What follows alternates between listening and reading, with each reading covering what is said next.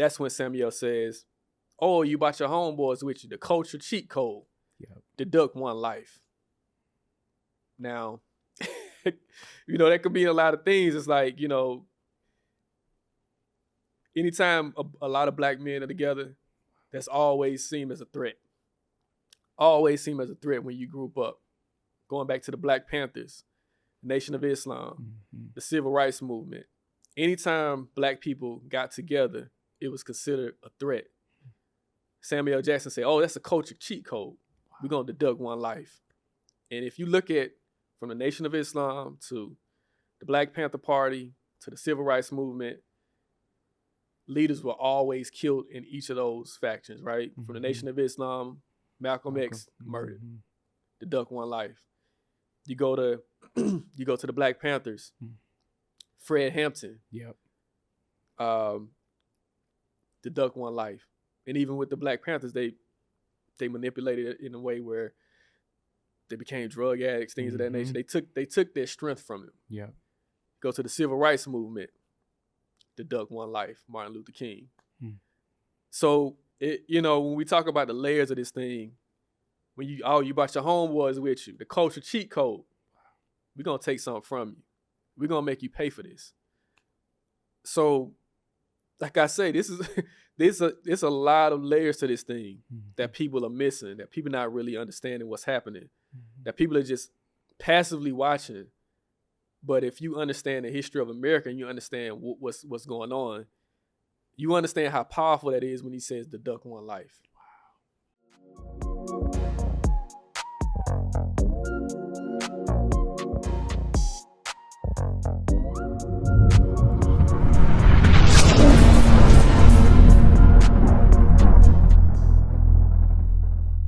Good people, what's up, what's good, man? I'm blessed to be your host, Caleb Smith. This is, I keep saying it, our resident journalist, man. He breaks down everything the way it's supposed to be broken down. Our brother, the legend himself, A.R. Shaw. How you feeling, man? Good, man. It's so crazy that we have been I guess dissecting this for a year. Kendrick beef for almost a year. That's crazy. Never that I would have imagined that we'd be talking about Kendrick at the Super Bowl.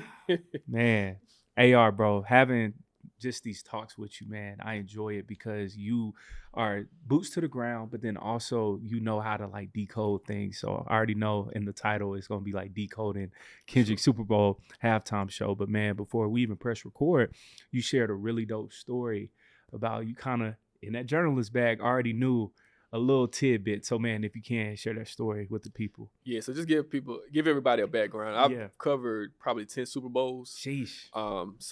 I've been involved in Super Bowl halftime, things of that nature.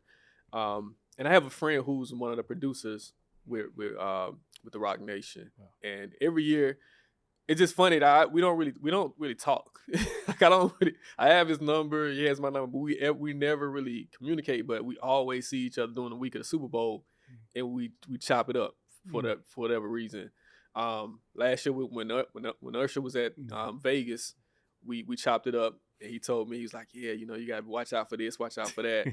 He always gives me these clues about what's about to happen. So down in New Orleans, the day that Kendrick did the press conference with Ebro and Nick Deska, maybe an hour after the press conference, I run into my guy. I can't drop his name, of course. It's confidential. Yeah. But I run into him, and he's like, look, man, he tells me off top, he's like, if you expecting Kendrick to do his hits, you're going to be mad. And he just tells me, he's like, he was like, this is going to be one of those Super Bowls where performances where you're going to have to watch it more than once. The average person who watches it not going to understand it the first time they see it. And then he tells me about Samuel being the moderator and bringing everything together.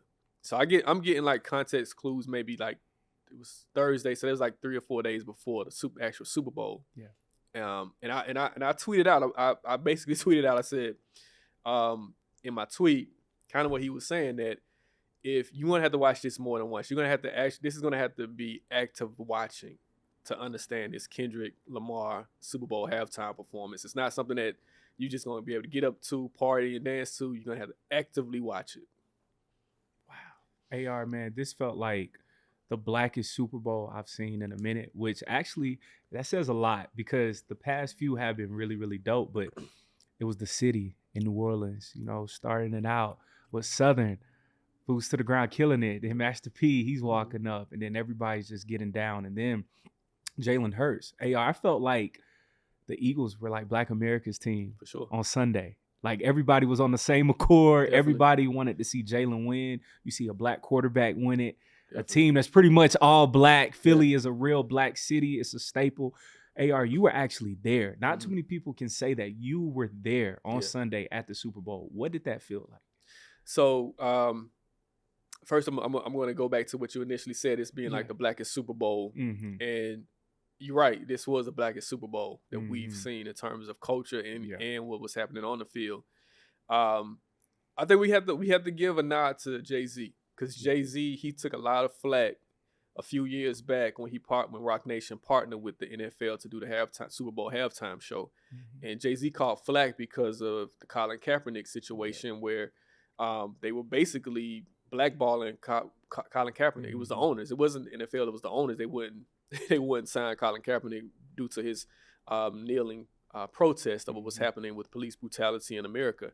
So Jay-Z, he gets this deal with the NFL, the Rock Nation, produce the Super Bowl, and people are like going off on Jay, But it seems like Jay was leading up to this moment.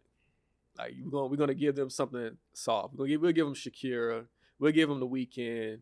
We'll give them Rihanna. We give them Usher. Now we about to give you the blackest person, the blackest. Not just not just in terms of, but just for the culture. Yeah. In terms of what Kendrick represents for the culture, that's what we're about to give them. And I think it was almost like a setup, and it was like the perfect timing. And so let's just give kudos to Jay-Z for that, for the Rock Nation producing the Super Bowl. Being there, being on the ground, you're right. It was like the in terms of just the embracing of black culture. Ledisi, she comes out, she sings "Lift Every Voice and Sing." I forgot about that. Yeah.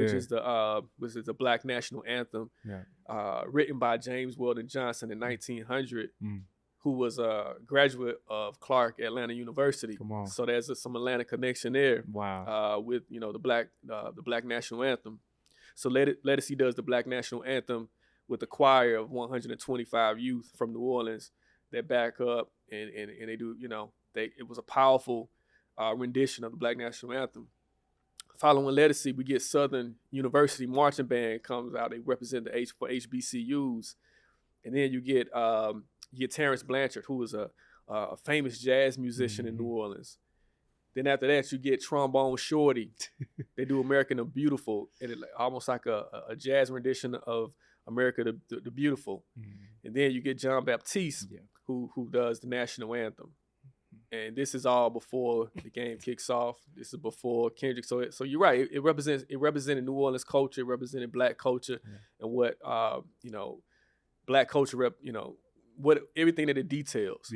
In terms of what's happening on the field with Jalen Hurts, of course it was interesting because you did have two black quarterbacks facing off for the second time, right? With Patrick Mahomes at the Kansas City Chiefs, and you had Jalen Hurts with the Philadelphia Eagles. But it seems like Jalen Hurts was for the people. Yeah. Only because what was happening during the week. So during the press conferences, both players were asked about Trump. There you go. Yeah. Both were asked about Trump coming to the Super Bowl. Patrick Mahomes, he's like, yeah, it's an honor. He kind of embraces the moment. Jalen is like, look, he can do whatever he wants. He's like, he just matter of factly, like, Trump can do whatever he wants. He doesn't elaborate. Someone asked Jalen, does it, are you kind of nervous that the president would be there? Jalen's like, nah. He just kept it moving. He's like, nah. So we saw that it was two different things, and then we got to talk about Jalen, who Jalen is. Jalen has a representation of all black women, right? He has a black wife, and his representation is all black. His agent is black. It's a black woman. His PR black women. So everybody, his team is built with black women. So we can see what Jalen represents. And so that was in terms of just the embracing of culture. We saw that the Philadelphia Eagles was really for Black culture, more so than Kansas, because it seemed like Kansas was just like, but yeah, you're right. Being there, you kind of felt that energy. Yeah. AR, man, before we even decode the Super Bowl halftime show, which is what we're about to get into after this, but I felt like that game was so symbolic because seeing that beatdown, like it wasn't even close. All we were hearing all week was about Pat Mahomes and the three-peat, the dynasty. Jalen Hurts, even me and my mom, we had peeped on the Super Bowl promo on the covers. Typically, it's always both quarterbacks from both teams. It was Pat Mahomes on the cover and Saquon Barkley. And I'm like, people are really not trying to give Jalen his credit on SportsCenter. Now everybody's having to apologize. But anytime they would mention top 10 quarterbacks, he would never be mentioned. But he already played in the Super Bowl. That's something that Josh Allen hasn't done. Lamar, Joe Burrow played in one, but he didn't win it. So Jalen seeing this, I'm like, wow. And then Black America, we've been going through a lot, AR. After post-election with Trump, with Project 2025, of just seeing all this and then seeing how Trump tried to make that his own political thing and seeing it was 40-6 at a certain time during the game. When they were up and dominating, what was the whole stadium feeling like inside of the dome? Yeah, so it was interesting that so I was there for press, but we had our press seats were like near a bunch of Philly fans. And Philly fans, they like raucous, man. Yeah. Like they loud the entire game, right? Yeah. But you're right. I mean, it did seem like it was a battle of like two Americas, right? Yeah. It was a battle of like, what does Kansas City represent? Trump is like, Kansas Taylor City Swift too. Yeah, but Taylor is different because I got to give Taylor a pass. Yeah, because Taylor she did endorse Kamala, and she saluted Kendrick during the Grammy Awards. Yep. So we're gonna give Taylor a pass. But what's interesting about this Taylor situation is that Travis Kelce didn't stand up for her. I never thought about it like that. Yeah, that was another thing. So they asked Travis Kelce about Trump. Kelce said the same thing. It's an honor to play for Trump, da-da-da-da. And a lot of Taylor's, the Swifties, they got on Travis like, look, man, this dude Trump basically been dissing your girl.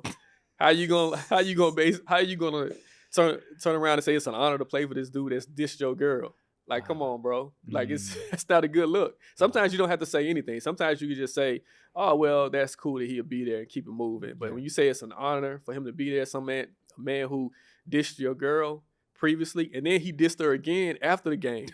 So it's like you paying homage to a dude that's basically disrespecting your woman, bro. Like, you're not even protecting your woman. Like, come on. Like, that's a bad look for Travis. Yeah. Like, you got to protect your woman, bro. Like, even I'm not saying he needs to crash out, because there is a way that you can say what you feel without actually making it another story. Yeah. You can do what Jalen did. He can go anywhere he want to go. Yeah. Keep it going, keep it moving. But when you say it's an honor, and you telling me this, you gonna say it's an honor for a man that disrespected your woman, dude. Like, come on, bro. Like, you're like, if you Taylor, like, how can you go back to this dude? Like, I don't know. But beyond that, getting to your point, Jalen was definitely disrespected. Jamie Foxx, he posted a clip of, it was basically an edit of all of the sports and the analysts when Jalen was drafted, basically saying, I don't think he's going to be a franchise quarterback. I don't think he's going to ever make it to the Super Bowl. I don't think he's, built for this. And this is like Stephen A. Smith. He's like, sports analysts from Fox Sports. They're all going at Jalen saying that they don't think he's going to be a franchise quarterback. And he's a Super Bowl MVP now. And so you're right. It was something that kind of represented the duality of America. Like, all right, y'all think I can't do it? I'm going to show y'all. Wow. So this goes right into Kendrick, because Kendrick, he was doubted the same way. He was very Black. And then I felt like Drake, he was like Pat Mahomes, to where he was on that winning team. Like, he was grown up in that environment. Of course, everybody knows about Young Money and Drake just being a winner, right? Of having all the records and all the sales, all of that. And the guy who you least expect, well, you shouldn't, but you still do underestimate him, gives you a beatdown. That's what happened during the Super Bowl and then during the halftime show. At the start of that show, when you saw Uncle Sam, Samuel L. Jackson, right, who went to Morehouse, another Atlanta connection, there we go right there, starting it off as Uncle Sam, what were your very first thoughts, AR, when you saw that? So I'm just gonna break it down to like what I saw. So, um, like I said, I knew that Samuel L. Jackson was going to be a moderator in some form or fashion, but I just didn't know what he was going to do in terms Right. of how he was going to be presented. So the first thing that I noticed when they were building the stage set, because the stage set is basically the entire football field. It's a massive That's set. huge. Yeah, it's a massive Yeah. set. And you got to think about it. A football field is 100 yards. So it's 100. So you got to understand, Kendrick was walking basically 100 yards back and forth. So it's massive. The first thing that I noticed is the GNX. They put the GNX car up first, right? And I'm like, oh man, that's a GNX. So I was like taking pictures and videos of the GNX. And then, they build a set, and then the lights go out. And then Samuel is the first voice when he says, welcome to the Great American Game. Wow. And so I'm like, okay, this means more than one thing. The Great American Game being the Super Bowl that's played on the field, and the Great American Game that we are about to witness now with Kendrick, and the game of America. It was just crazy that I'm like, oh man, they're using Samuel Jackson in this way. That took even though like I said, I knew that Samuel was gonna come out, but I didn't know that he was gonna come out as Uncle Sam. And when I saw him as Uncle Sam, I was like, oh okay, this is layers. And it kind of reminded me of To Pimp a Butterfly. If you guys remember To Pimp a Butterfly, when Uncle Sam, he raps as Uncle Sam on To Pimp a Butterfly. When he's talking about, he's basically saying, I can give you everything you want, and then I take it from you. So I want people to go back to Pimp a Butterfly. Wow. And then just see how Kendrick played with that theory of Uncle Sam. And then years later, he uses Uncle Sam in the Super Bowl. Wow. AR, you were cooking because, bro, if I'm not mistaken, on that cover of that album, he's in front of the White House, right? He's in front of the it's a bunch of goons in front of the White House. Right. Yes, exactly. And it's like they've taken over the White House, and it's a judge. It's like a judge. And, AR, this is like somewhat prophetic because he was performing in front of Trump. Yeah. Yeah. Seeing that, bro, again, to your point, it's so multifaceted because I feel like Kendrick is like very prophetic now, AR. You was trying to warn me last year, and it's like hearing you talk about To Pimp a Butterfly. And I'm like, yo, that was goons in front of the White House, and now he's performing in front of Trump, the Great American Game, in front of America. Before we even started filming, you were, saying, hey, did you catch this? Did you catch that? One thing that I did like was Game Over. Mm-hmm. And everybody, they were just talking about the Game Over. What are some tidbits that the average person probably missed during that halftime performance? Man, we got to go through it. Yeah, please. Hey, we can do it step by step. Yeah, we got to go through it. Let's go step by step. So, and we'll get the Game Over. That all plays into everything. So, after he's standing on the GNX. Well, he's sitting kind of like sitting on the GNX, and he's rapping this unreleased track from the GNX trailer that I don't even think that song is available on iTunes, right? I mean, it's just it's crazy like how his mind works, right? And so from that moment, I'm like, okay, you gotta understand the Super Bowl. Y'all understand who the Super Bowl caters to in terms of the people who are in this building. These people have money. Yeah, it's corporate. It's corporate. Yeah. Because you gotta think that the cheapest ticket is probably $2,000 per ticket, right? So you gotta understand, like, everybody's trying, like, I'm just being honest with you. I'm probably the only black person in my section. It's probably me and this other black guy. Wow. So, but everybody else is like white or another. How about that setting? I bet that was funny. No, but it was fun. But it was interesting though, because it was like, all right, because I'm looking at their reactions too, and when he's rapping on that car on the GNX, everybody's like, damn, they don't know what it is. A lot of people just don't know what that song is, because it's not a song that's released. It's an unreleased song. Wow. So now you know that Kendrick is playing by his own rules in terms of the set list. He's not doing what the average artist has ever done. Every artist in the Super Bowl, they play their hits. They play the hits that everybody know, from Michael Jackson to Prince to Usher. They all played their biggest hits. He's played a song that's not even released. This dude starts with a song that's not released. That's so unconventional, in a way where it's like, if you watch boxing, they call Muhammad Ali used to do this thing called a right hand lead, right? And so a right hand lead is basically like, so if in boxing, the orthodox stance is, you know, you fight like this and you lead with your jab. Yeah. You lead with your jab. It's very unconventional to lead with your right hand when you're boxing because you're kind of going across your body, and you have to be real fast because you're leaving yourself open. Yeah. Only boxers that are like very quick can pull off a right hand lead, and that's why Muhammad Ali was so special, because he could hit you with a right hand before you even knew that you got hit, right? That what Kendrick did by rapping a song that's not unreleased, that's like a right hand lead because nobody's expecting it, right? You done got hit, you're like, damn, what is this? Like, what? Where are we, right? Wow. You got Uncle Sam, you got Samuel Jackson, and he's on a GNX rapping a song most people have never heard of, right?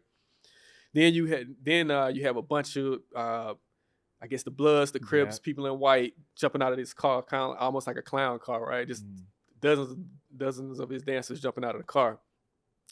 Kendrick Lamar says the revolution will be televised. Yep. You picked the right time, but the wrong guy. I like that line. Man, when he said that, I'm like, oh man, this is about to be crazy. Because it's like, for those who don't know it, the revolution will be televised, hinting to Gil Scott-Heron, that's right. who said the revolution would not be televised. Kendrick just played like the revolution would be televised. You picked the right time, but the wrong guy. And it's the right time because it's like we see this political climate, Trump, everything that's happening, him trying to basically destroy diversity, equity, and inclusion, anti-black, anti-immigrant, anti-woman. We seeing all this, right? That's happening in our country right now. And Kendrick is like, all right, you picked the wrong guy right now. Because if you thought that you was about to get a happy Super Bowl, this is not what you about to get. I'm about to take y'all on this journey. Yeah, man. Seeing that, the overall performance, I was chilling with my family, and one thing that I love about Kendrick, and you even alluded to this last year, he appeals to so many different generations. Like all the kids, they were screaming mustard, but then my mom, she's like, picked the wrong time but the right guy. She was like, I like that line. Yeah. She was like, Caleb, I really like Kendrick. I was like, wow. So Kendrick, he's appealing to my generation, the babies, our parents.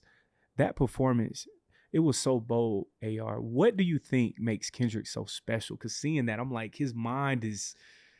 Yeah, man. It's like, so the thing is, he's almost like a playwright. Like he's like somebody that could probably put together a Broadway play, and that's what it felt like. It felt like we weren't really watching the show for entertainment. You had to watch almost like if you were on Broadway watching the show unfold because it was a storyline. And yeah, everything is intentional with him. Every detail, he's very intentional about, the song selection, the dress, how everything is laid out is intentional. And so I'm just gonna go back into for one, the American flag. We talk about the American flag and him standing in between the American flag and it's split. The American flag is split, showing that it's two Americas, showing that there's two opposing sides of this one nation. And Kendrick is standing in the middle of it, right? Yeah.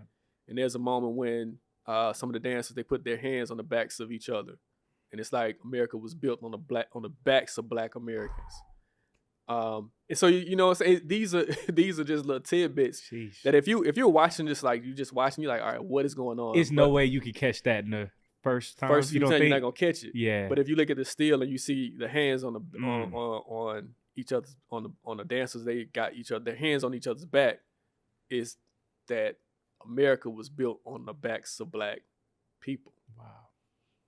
Hearing that, bro, I think about now during this time of DEI and Trump trying to take that away, Black History Month and Black history as a whole. And I also see us as a people now starting to regroup and talk about our history and be proud and say, hey, our ancestors built this thing.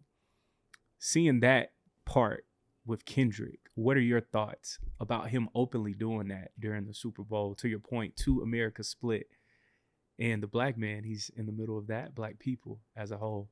How do you feel about seeing those things during the Super Bowl halftime? Yeah, I mean, he's the only one bold enough to do it. like, you know, there were some people who were like, yeah, we should have had Lil Wayne. We should have had. I'm like, man, it's like, I'm like, we just go, you know, but you know, you know, a lot of, like I say, you know, people, when people first saw it, they didn't really understand what was happening.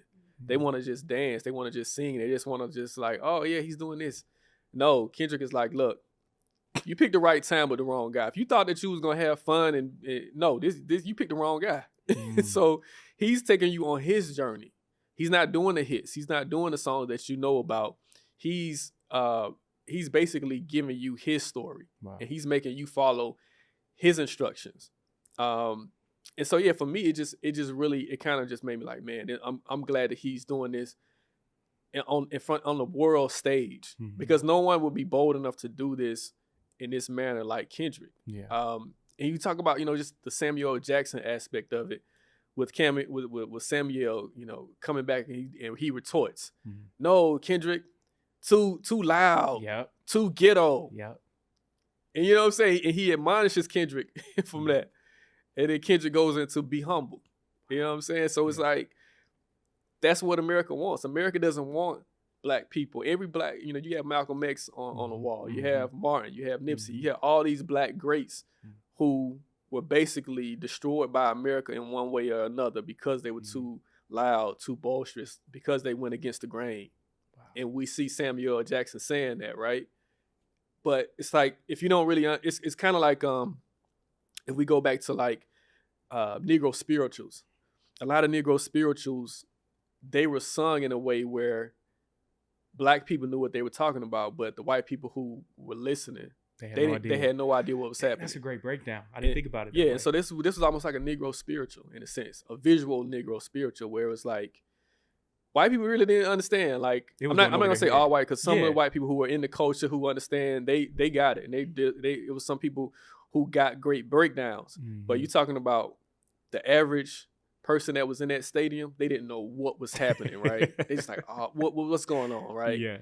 But the people who get it, right? And he's like sending a direct message, like too loud, too ghetto.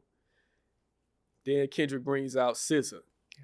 And it's you know, it's two love songs. He does Luther, and he does all the stars. Yep. And then, you know, after you know, those two love songs, and you know, those songs make you happy. What does Samuel say? That's it. That's it. He's like, nice and calm. Nice and calm.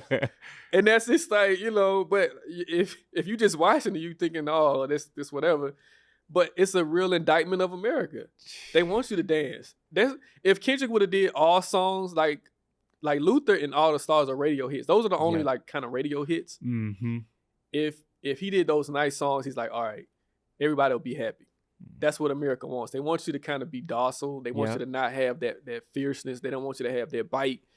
And Kendrick was like, nah, like, all right, I'm gonna put it into your face. And so that was, to me, that was just that part was like, all right, he's telling you something about America and how America treats people.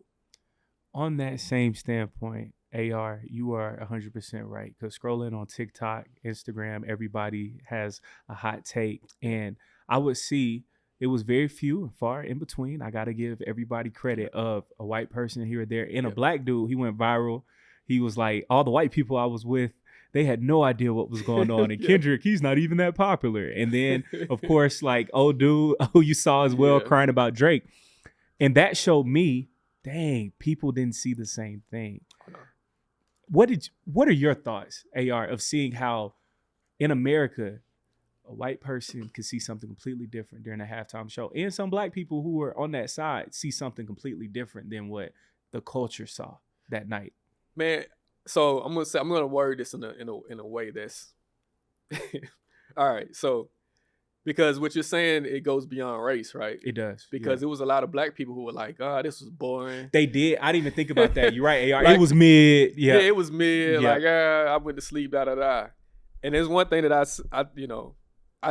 I said this before the Super Bowl, but I was just talking amongst friends. I was like, you know, what's going to happen is people who are like very dense, they're going to say it was boring. And like the people who like read and like who take for real, people who take time to read, and because we have people like that, people who take time to read and actually digest information Mhm. are going to see it differently. Mhm. Now, people who just passively it's a lot of people who just passively live life, right? Wow. They don't really pay attention to details or anything. When the song comes on, if the beat is cool, they go, all right. And it's okay. But there are a lot of people who, and I consider myself in that same boat, is that I want to understand what's happening. Yeah. I don't just want to just like take what I'm seeing and just like, all right, it is what it is. I need to figure out why. And the people who wanted to figure out why anything, like the people who want to know more information, they were more intrigued by what was happening. Yeah. That was very stimulating about, what was happening. Kendrick saying, he, 40 acres and a mule, this is bigger than the music. Yeah. On a Super Bowl stage, bro, 40 acres and a mule. Drake's not going to say that. I mean, nobody would say that. 40 acres and a mule. That's very specific. This is being televised around the world. This is a global event. Yeah. This is the biggest event in America. Mm. When he says 40 acres and a mule is bigger than the music, hitting to slavery in America and the 40 acres and a mule that black people were promised. Mm-hmm. But it was revoked because of President Andrew Johnson, who basically robbed black people of the opportunity for land and wealth. So we've been robbed of wealth throughout this entire journey in this country. Yeah. We've been robbed. Yeah. And we seeing someone who's in president now who's trying to rob us again. When you talk about diversity, equity, and inclusion, let's really break it down. Mm-hmm. When you talk about diversity, all right, we don't want anybody who doesn't look like a white man in power. Yeah. We talk about equality, equity is about equality. Mm-hmm. We don't want you to be equal to us at all. We don't want you on our level. Even though you might be 10 times better, we don't even want you close, right? And inclusion. We don't want you to be included. We don't want you in our rooms. We don't want you in our neighborhoods. We don't want you in our schools. We don't want you in our companies. We don't want you around us at all. So that's what that means. And so he flipped it and made it a negative term. Now corporations are following suit. Now you got Target following suit. You got Walmart following suit. You got all these corporations following suit because there's one person and the people who following him believe that that's the way that America can go, but you're going to be on the wrong side of history. Because what Kendrick is telling you is that this America doesn't belong to one race. It don't belong to one class. It belongs to everybody, particularly black people, because we built this country. That house that you're sitting in, that White House, black people built that White House. So that's DEI, huh? Yeah, that's what I'm saying, right? So it's like, we have this whole thing, and for Kendrick to say 40 acres and a mule, this is bigger than the music. Yeah. And on the Super Bowl stage, you don't get that from no other artist. No other artist would be bold enough to look in the camera and say that. And then it go over people's head because nobody really talked about it. Like they didn't really understand what he was saying and how it all folded and how it all was entrenched in this storyline that he was putting out on the Super Bowl.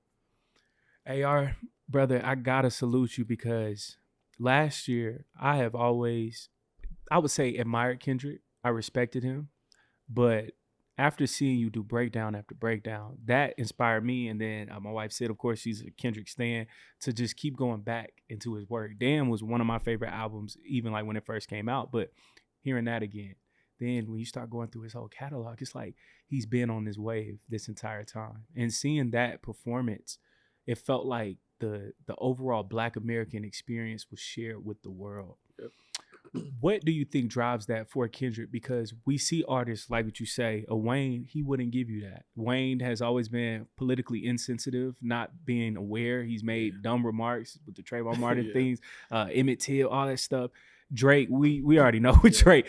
But with Kendrick, people used to always say, oh, rappers, they're bad. They don't talk about issues anymore. But Kendrick is talking about these issues. I felt Black America's experience in that. What do you think drives that for Kendrick, AR? Man, I just think that's who he is. I think that's how he was raised. I mean, being, his parents from Chicago. Right. And I'm sure that there's some connection to the South, Mississippi. Most people who lived in Chicago, they come from the South. Most of them come from Mississippi. Yep. So you kind of develop this consciousness I think just being around as a Southern Black America, as a Southern Black American, Mm-hmm. you kind of have a different perspective on a lot of things, just being from the South, right? Mm-hmm. So I think his parents, being that they originally from Chicago and then moved to LA and Compton, they kind of have that in them. But it's to me, it's really just his boldness of being willing to like tell the truth, being willing to be like Pop and like, look, whatever, I don't care about the consequences Mm-hmm. of what I do, but then being intellectually prepared to present it in a way where it's not overt, Mm-hmm. but once you peel back the layers, it's telling the truth. Right. And so that takes a lot, right? That takes a lot because there's some people who can do one, but they can't do both. Mm-hmm. He's been able to do both, and then garner mainstream success. Yeah. Because when Kendrick first dropped Section 80 years ago, people were just saying that he was probably just gonna be like a backpack rapper, you know, Wow. like he was just gonna be, you know, a cool rapper, like Mm-hmm. in the same vein as I think who was out back then, like a Little Brother, Yeah. like Little Brother, you know. Yeah. These were artists who the culture respected, but they never really garnered mainstream success. And so for Kendrick to have a socially conscious type style and still garner this type of mainstream success, I don't think we've ever seen this ever in hip hop. Like, no conscious rapper has made it, has become this big. Kendrick is a conscious rapper. No, he is. Now that you say that, he is. He is. I mean, if you think about it, he's like, I mean, if he would have came out a few years earlier, he would have been considered in the same vein as Common, Talib Kweli, and Mos Def. Yeah. Like, he would have been in that type of vein. Now, he is a little bit more gangster because of that LA Compton, Yeah. you know what I'm saying? Crips and Blood. LA conscious rapper. Element, you know what I'm saying? Yeah. So he's still gonna have that street to him. Yeah. But overall, he's really a conscious rapper. He's really, you know, like on that level. Yeah. So yeah, that's just, I just think that's just who he is as a person, and it is good that he's been able to kind of elevate to a mainstream level. For sure, man. After, you know, Kendrick, he performs all the radio, all the calm records, right, for white America, I guess you could say. Kendrick kept alluding throughout the entire performance, AR, you know, he liked to sue. And then at first you start hearing tidbits of Not Like Us. And man, the whole time Sid, she was super excited. And I'm like, I don't think he's going to play it because he keeps saying, you know, he likes to sue. Yeah. What were you thinking hearing him just drop tidbits of Not Like Us throughout the performance? Because it was like, I think he's playing with the crowd. Right. He's playing with the crowd. You got to think about, man, all right, I'm going to go a place, right? Mm-hmm. So he's playing with the crowd and he's like, you know, you're right. You know, I know they like to sue. Yeah. Things of that nature. Hinting to the Drake lawsuit, which makes no sense. Drake Drake is upset that Yeah. that he lost a rap battle and Yeah. now he's trying to sue for defamation. Mm-hmm. Although he basically defamed anti-Semitism too. I saw that. Man, so yeah. So I read the lawsuit. It's really ridiculous because Wow. basically they're trying to use rap lyrics. It's interesting because Drake was basically trying to stand with Young Thug, I guess, during the YSL trial. And they were and Fonnie Willis using rap lyrics in court. Now you're trying to use rap lyrics. Like, how are you trying to use rap lyrics in court, bro? Like, come on, man. You're trying to use rap lyrics, something that you do against somebody else, another rapper. It's getting nasty. That ain't even the truth. Wow. Like, it's like you saying that because Kendrick calls you a colonizer that he's being anti-Semitic. Come on, bro. Come on, bro. How did you get that from that lyric? And it's just insane that it's going this far. Yeah. And it just shows you that Drake is really he's a horrible person. That dude is horrible, man. Like, he just like a person. It's the beat down was needed. The stump out was needed. So we glad that Kendrick did it. But after that first tease, Kendrick played probably the most unlikely song that I would ever think would ever make a Super Bowl stage, which is Peekaboo. Oh, yeah.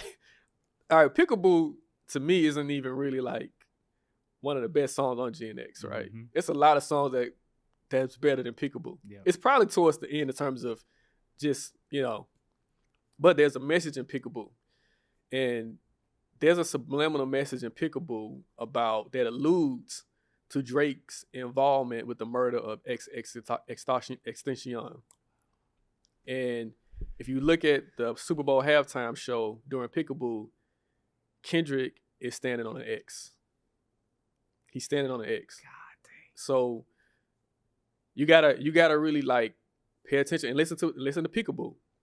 And I'm not sure if you got an opportunity to really follow this Extension case, but months ago, one of the individuals who mentioned Drake have been convicted of that case mentioned Drake, and so there's possibly some involvement of Drake in this case. Damn. And you can't say if that's the gist of it, but there is a theory that Peekaboo is almost alluding to Drake's involvement to this Extension situation. And like I said, you got to watch the Super Bowl halftime show again. Kendrick is standing in the X. AR, after hearing that breakdown, which was a phenomenal breakdown, bro, I'm just like, this dude Kendrick is a different animal, man. And you warned me about this every single time. I was like, nah, like it's not gonna be that bad, bro. You was right. And it's like a year later of seeing how his foot is still on his neck. And then with the whole X part. So I saw theories that the X was like a remote controller to a PlayStation. With the circles, all of that. So what did you think about Kendrick's layout, like with the video game, all of that? What were your thoughts on that? It was like a PlayStation controller, like a video game controller. It's almost like it's so many layers to a video game. So with the video game, talk about the great American game. When you playing a video game, you control the actions of the other people. Right. And in a sense, America controls the actions of other people. In a sense, they kind of dictate things. They can kind of dictate your life in a way that you might not even understand that you're being dictated, right? Like, and so it's almost like the control factor of who has control. And being in the stadium, you can see it. It's almost like if you put your hands up on the stadium, it's almost like you can play it like that. Like you can play it. So it's almost like the duality of that symbol of the game, of the great American game, of being played, of how do you play this game? How do you play it the right way? What is considered the wrong way? And that's another thing that was in the stands. Wrong way, right? Wanting wrong way, which could mean a lot of things. Which could mean that America is going the wrong way, where we are now with this current administration. It could mean that, we as a people, we're going the wrong way. Warning. And it's like, and that's in video games. It's like if you're playing a video game, some video games that'll say warning, you're going the wrong way. And so it's like I say, man, it's so many layers to this performance. It's just like you have to watch it multiple times to really understand the true message. Yeah, man. Kendrick, he's so particular. Like I could see how like certain people are placed in certain spots, certain times, certain messages. And one thing I did see, and if you think it's a deeper meaning, it caught my eye of seeing a young brother on the street light laying on top of it. What did that mean symbolically, AR? So Kendrick, everything is intentional. So Kendrick, he's, and it's all theory. He's he performs a doo-wop version of Man in the Garden, right? Yep. And if you look around him, it's all okay. So let's go back. back. So Samuel Jackson, he admonishes Kendrick again, saying, okay, let's go back because I want to make sure I'm getting this in the right step. So surrounding Kendrick, bunch of all men in white shirts. Yep. Man at the Garden. So those are angels. Those are the dead homies. And it's the Garden is a cemetery. Wow. And so we see almost like this doo-wop version of Man in the Garden. And those are the dead homies. And I think after that, I want to make sure that I'm getting it right in chronological order. Mm-hmm. I think that's when Samuel says, "Oh, you brought your homeboys with you. The culture cheat code. Yep. Deduct one life." Now, that could be a lot of things. It's like, anytime a lot of black men are together, that's always seen as a threat. Always seen as a threat when you group up. Going back to the Black Panthers, Nation of Islam, the Civil Rights Movement. Anytime black people got together, it was considered a threat. Samuel Jackson said, "Oh, that's a culture cheat code. We're going to deduct one life." And if you look at from the Nation of Islam to the Black Panther Party to the Civil Rights Movement, leaders were always killed in each of those factions, right? From the Nation of Islam, Malcolm X murdered. Deduct one life. You go to the Black Panthers, Fred Hampton. Yep. Deduct one life. And even with the Black Panthers, they manipulated it in a way where they became drug addicts, things of that nature. They took their strength from them. Yeah. Go to the Civil Rights Movement. Deduct one life, Martin Luther King. So when we talk about the layers of this thing, when you brought your homeboys with you, the culture cheat code, we're gonna take something from you. We're gonna make you pay for this. So, like I say, there's a lot of layers to this thing that people are missing, that people not really understanding what's happening, that people are just passively watching. But if you understand the history of America and you understand what's going on, you understand how powerful that is when he says deduct one life. Wow. Come on, AR. Hey, you're not playing today, man. I'm enjoying this conversation, killing it as usual. Samuel, his character, right? Samuel Jackson is arguably one of the greatest actors that we've ever seen. He's still doing great work. He just did the show Fight Night, I think. Fight Night, yep. Yep, that was an excellent show on Peacock. But what do you think Samuel's character represented in today's America? I already know Uncle Sam, everybody knows that, but like deeper, AR, what do you think he actually represented throughout that show? Yeah, I mean, it's interesting because when you first see Samuel Jackson, he's smiling. Nah, he's happy. He's happy, like, this is the great American game. Welcome to the great American game. Yeah. And that's how America is presented, right? America is presented as the land of the free. This is the place you want to be. This is the place for opportunities, the place for freedom. It's everything that's marketed. It's a marketing. Like, this is the greatest country in the world. You do this, you can do this. You can live the American dream if you do this. And Samuel's character throughout the entire performance shows you that there's rules and regulations to everything within this dream that's America. The great American game. To get to the American dream, there are some sorry about that. There are some rules that you got to play, and if you don't play by those rules of the American dream, there are repercussions. And that's what Samuel's character represented. He represented that, almost like that narrative of what's presented versus what the reality is for a lot of people. Wow.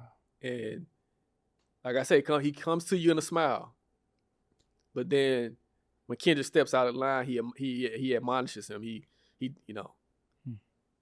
too loud, too ghetto. Wow. He gets on him. When he does something nice, oh, that's nice. Yeah. When he's appeasing, you're okay. And you look at corporate America, the issues that black people have to face in corporate America just to get up the ladder. If you're too loud, you're too ghetto, too black. For a black woman, can she wear her natural hair in the corporate America? Can she be who she want to be? Wow. Can a black man wear locks in corporate America? What do you have to be to get to play this game and be successful? And so I think that's what it represents. Like, how do you have to appease the mainstream to become a part of the mainstream and to realize this American dream? Man. Kendrick, when he finally performs Not Like Us, everybody was ready. Everybody was super excited. Seeing my mom at 60 plus be like, yeah. And seeing how he just won everything at the Grammys last week. He's had one hell of a run, 2 weeks ago now, one hell of a run, and then he performs at the Super Bowl. Not Like Us, it still has that same ring to it. Yeah. What did you feel when you finally heard that record during the Super Bowl halftime performance? So it was kind of like when Not Like Us when he finally got into Not Like Us, it was almost like this was like the candy, right? This is kind of like, all right, I'm gonna give y'all what y'all want. I gave you all the medicine first. I'm gonna give y'all the medicine. This is the candy. Yeah. Right. This is the candy part, and that's when I saw the people around me get up and they were excited because they knew that song. Mm-hmm. It was something that they knew. I know this. He's dissing Drake. I could get with this now. Wow. I could dance to this. I could dance to A minor. Like I can say A minor and I know what's going on. So I think for the people around me and the people in the stadium, that was their first time of actually really gravitating towards this entire performance, because it was like, I think they didn't really realize what was happening while it was happening until it's like, oh shit. But so what's interesting about going to the Super Bowl is different than a concert. So if you go to a concert, the performers are rapping to the audience, or they're performing for the audience. He's not performing for the audience. He's performing for TV. That's true. Yeah. So Kendrick isn't really, his energy isn't towards us. It's towards the cameraman. And so Kendrick is like, the cameraman is following him, and he's like playing with. And so I'm sure the experience on TV, and I got a chance to watch it again on TV. I'm like, oh, okay. So this is what he was doing, say Drake. he's smiling. He's smiling viciously into the camera. Yeah. Taunting Drake again. And but we didn't get that. Being in the stadium, you don't really see that. But the people at home see that he's looking at the camera, say Drake. Or he can like him young. So and so yeah, I mean, but and then again, I think I hinted to it before in our other conversation, was that Not Like Us is like a national anthem condemning stranger danger. Yeah. Like, this is something that we've never seen, particularly in hip hop. I don't think there's ever been a song that kind of like talked about it on this level, in terms of just like that stranger danger aspect of what happens to little kids, and like in this song actually making little kids be aware of, all right, this ain't right. Right. And what's interesting, going into like the streaming, what's happening in the streaming world, an incident happened with DJ Academics where he basically had this inappropriate conversation with this 15-year-old kid. And then the kid automatically is like, look, man, this is grooming. You're going to put me on a case. You know what I'm saying? Like, but for that 15-year-old to be aware of that, that says a lot. And I think, I'm not saying that this kid got that from a Kendrick song, but I'm sure some kids are getting that, all right, it's not appropriate for adults to say things to you or look at you in a certain type of way. So we got to really give props to Kendrick to actually make it almost like a stranger danger PSA for not just for our culture, now the world know. You know what I'm saying? Like A minor, that ain't cool. Like what you doing is not cool. You messing with kids, that ain't cool, bro. So we're not gonna be on that no more. Yeah. AR, when he first appeared on camera, my brother instantly, he had asked me, he said, hey, Caleb, can you like decode what's going on? Why is he wearing that chain? And bro, I thought about you. I was like, I probably got to text AR about this because he'll know way more than me. But man, seeing that chain, I was like, is that A minor? And then afterwards, when I started seeing people say the same thing, so AR, in your own expert opinion, do you think that he was wearing a lowercase a for A minor? It could be. Chain on? I mean, Kendrick is very intentional. Yeah. So it could be A minor, or it could be PG Lane, which is like their logo. It's like kind of like their logo. Yeah. So it could be both. Yeah. So I wouldn't put it past Kendrick that A is for A minor too. Like everything that Kendrick does has some type of meaning to it.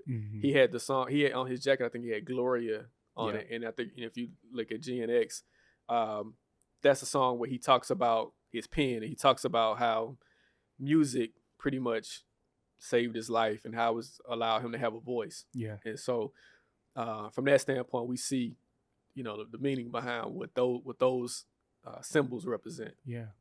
seeing Kendrick's old middle school teacher, talk about him, and then knowing that Kendrick had a whole speech impediment, but he's the greatest rapper that we have right now. My respect level for him, AR, went up 10,000 more, because I'm like, this brother has a story. Like, he comes from somewhere. He's a person. He had to go through things. He had to develop. He had to blossom.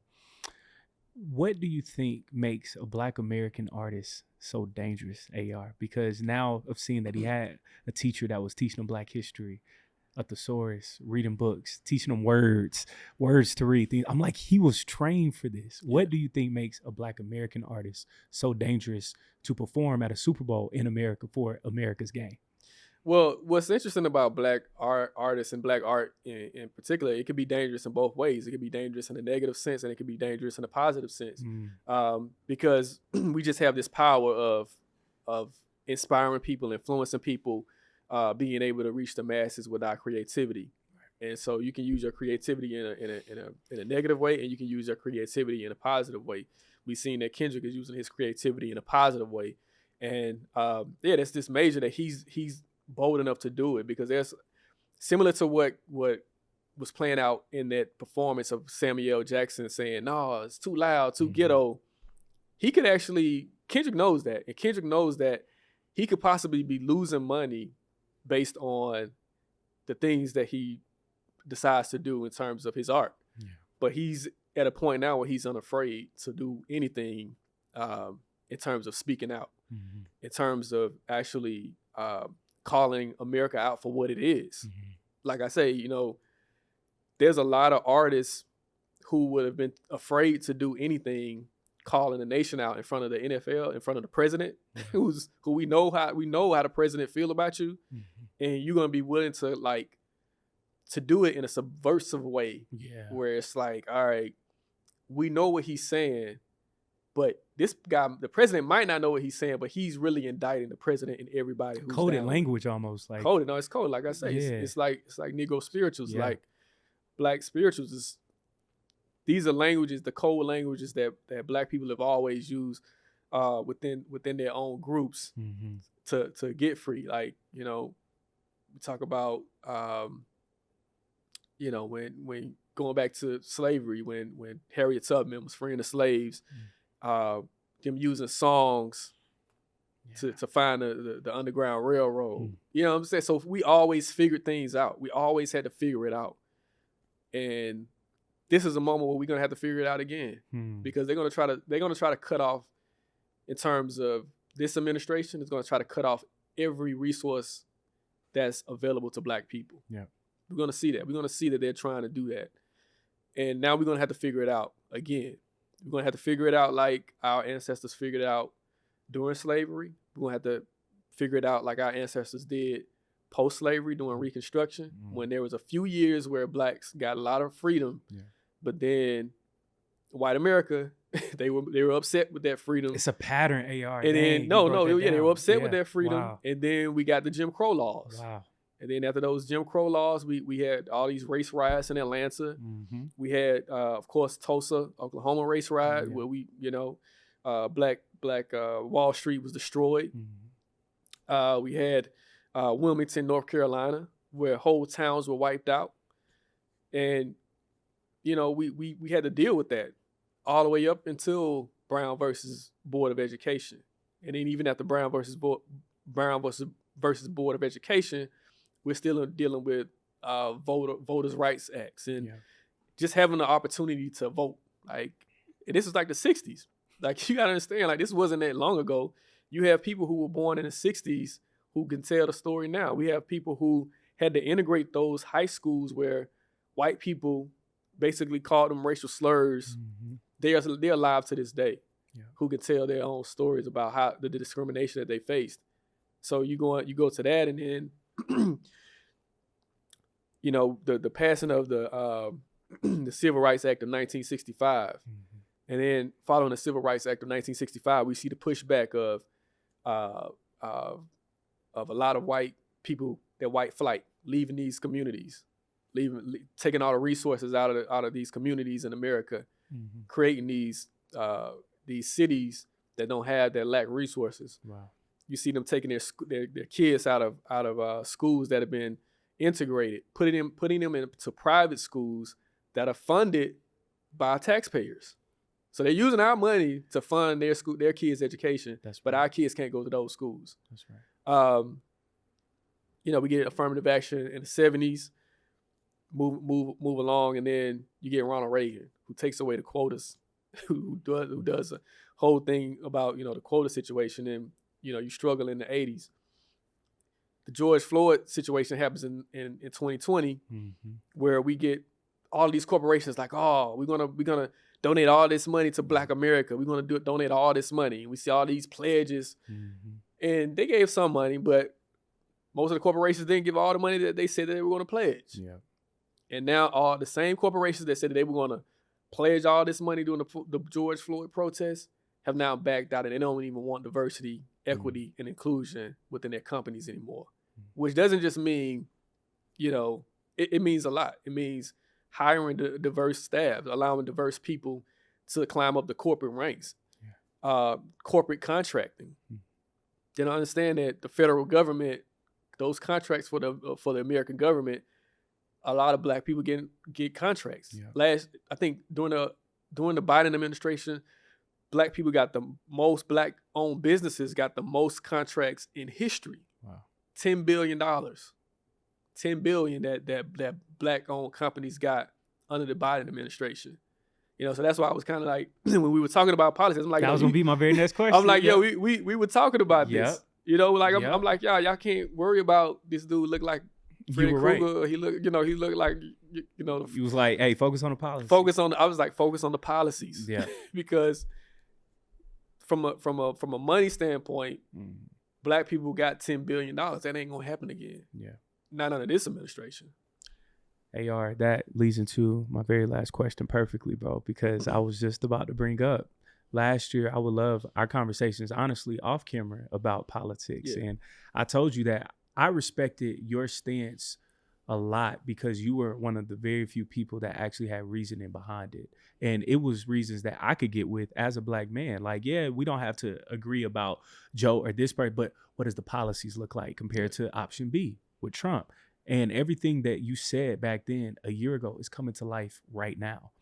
What does our future as a people look like? And also, how do we get more involved in politics, AR? Because I think Black people sometimes feel overwhelmed too, where, I just want to vote for the president. But you break down, hey, local politics, government, federal, all of that. So A, how do we get more involved in this political realm? And B, what does our future look like? Because everybody is seeing DEI and Trump, new executive order, Gulf of America now. You see Elon Musk in the Oval Office. Yeah, it's crazy. So what does our future look like? We're going to survive. Yeah. I mean, we're survivors. Like, we're going to figure it out. Like, we're going to always figure something out. Mm-hmm. Like, if we take hits and,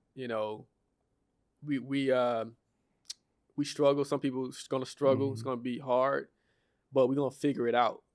Regardless, we're going to figure it out. It's going to be harder because you're not going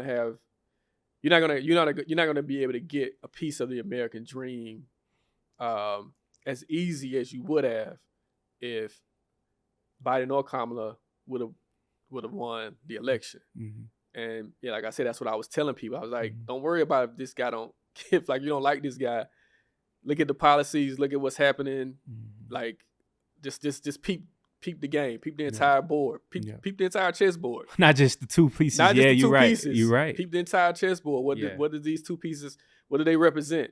What does all of this represent for your people? Mm-hmm. And even with all of Joe Biden's faults, even with all of Kamala's faults, they were the best choices for either one of them for Black America. Yeah. Now we have the totally worst possible, like, this is like, you understand, like, this could be biblical because what's happening is this feels like a theft. Mm-hmm. This don't even feel like I'm trying to make America great again. I'm trying to get something from America. And we gotta be very careful at this moment, right? Because it's like with, they trying to go into the Treasury Department, getting access to the money, cutting social services, slashing federal workers. Mm-hmm. It's like we're trying to get our hands on as much money as possible, and so this is gonna be interesting when the historians look back on this time. People are gonna ask, like, how did this happen? How did we allow this to happen? But it's happened.